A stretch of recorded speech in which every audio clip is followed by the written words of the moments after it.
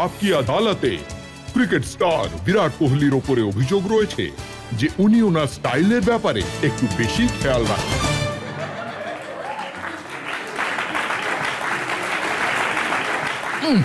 বিরাট, এই ছবিটা আমার কাছে রয়েছে।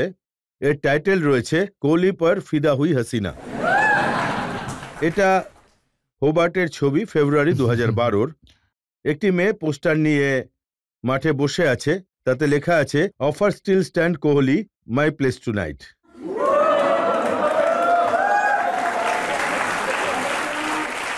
তো রাতে ওনার বাড়ি যাওয়ার আমন্ত্রণ জানিয়েছিলেন। স্যার, আমি প্রস্তাবটা দেখেছি, কিন্তু তাতে আমি সাড়া দিইনি। কিছু লোক বলেন যে আপনি স্টাইলটা এই জন্য রাখেন যাতে এরকম প্রস্তাব আসতে থাকে। না স্যার, এরকম কোনো ব্যাপারই নয়।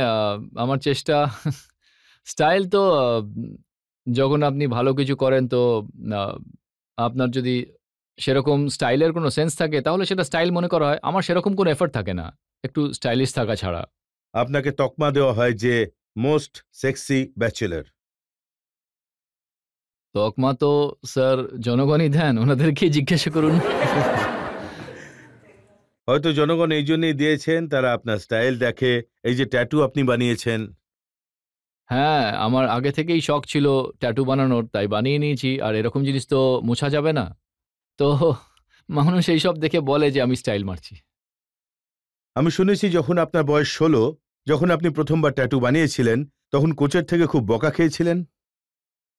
হ্যাঁ, খুব বকা তো খেয়েছিলাম।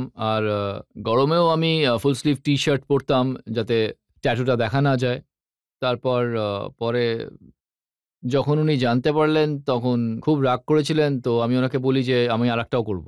আমি ওনাকে দ্বিতীয়বার করার সময় জিজ্ঞাসা করে নিয়েছিলাম। তো উনি বলেন যে আমরা কোথাও একটা ট্যুরে যাচ্ছিলাম, যদি পারফরমেন্স ভালো করো তাহলে বানাতে পারো। তো আমি পারফরমেন্স করি আর ট্যাটু বানিয়ে নিই সেখান থেকে। আর উনি শর্ত রেখেছিলেন যদি ভালো পারফর্ম আপনি করেন তাহলে ট্যাটু বানাতে পারেন। না, শর্ত ঠিক নয়। এরপর উনি আমায় আর কিছু বলেননি। আমি এরপরও আরও একটা ট্যাটু বানাই, সেটা বেশ বড় আমার হাতে। তো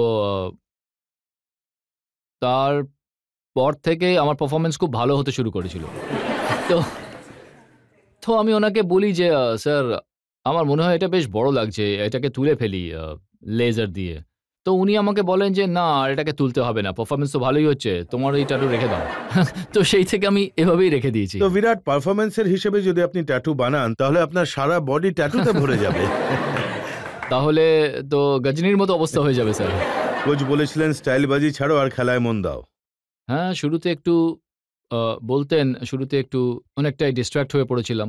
আইপিএল এর প্রথম যে এডিশন ছিল, তারপর আমরা আন্ডার-19 ওয়ার্ল্ড কাপ থেকে এসেছিলাম, তারপরেই একদম ইন্টারন্যাশনাল প্লেয়ারদের সঙ্গে খেলতে হয়েছিল।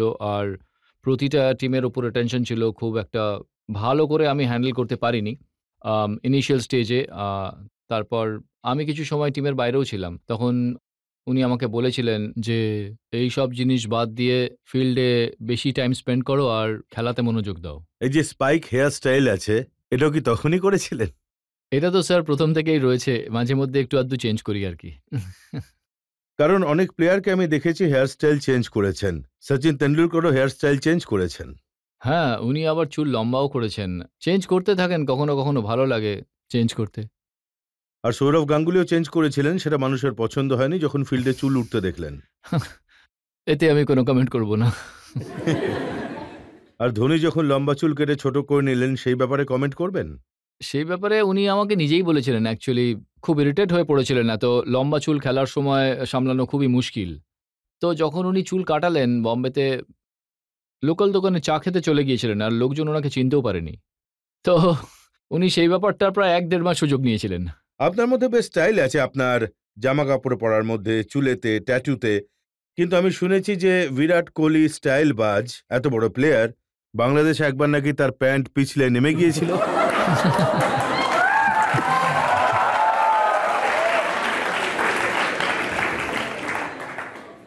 ভালো হয়েছে যে আপনি এটা শুনেছেন, দেখেননি। খুবই এম্বারাসিং ইনসিডেন্ট ছিল ওটা। আর যিনি আমার বড় দাদার মতো, মিস্টার যুবরাজ সিং, একেবারে হো হো করে হেসেছিলেন, আপনি দেখতে পারেন। আপনারা যদি দেখতে চান ইউটিউবে ভিডিওটা এখনো আছে। অনেক ক্রিকেট আপনি খেলেছেন, ইন্টারন্যাশনাল ক্রিকেট খেলেছেন, প্রায় সব দেশেই গেছেন আপনি।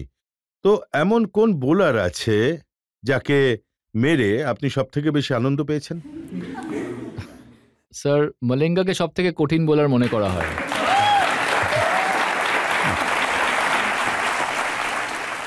তো অস্ট্রেলিয়াতে যে ম্যাচটা হয়েছিল যেখানে একটা ওভার ছিল, যে ওভারটা খেলে আমি খুব আনন্দ পেয়েছিলাম।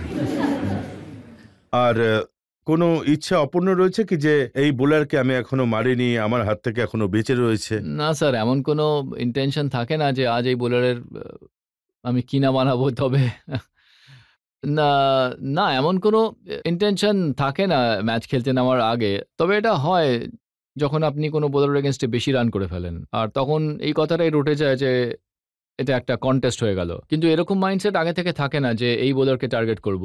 টার্গেট সবসময় নিজের প্রসেসে, নিজের যে গোল থাকে সেই অনুযায়ী চলতে থাকে।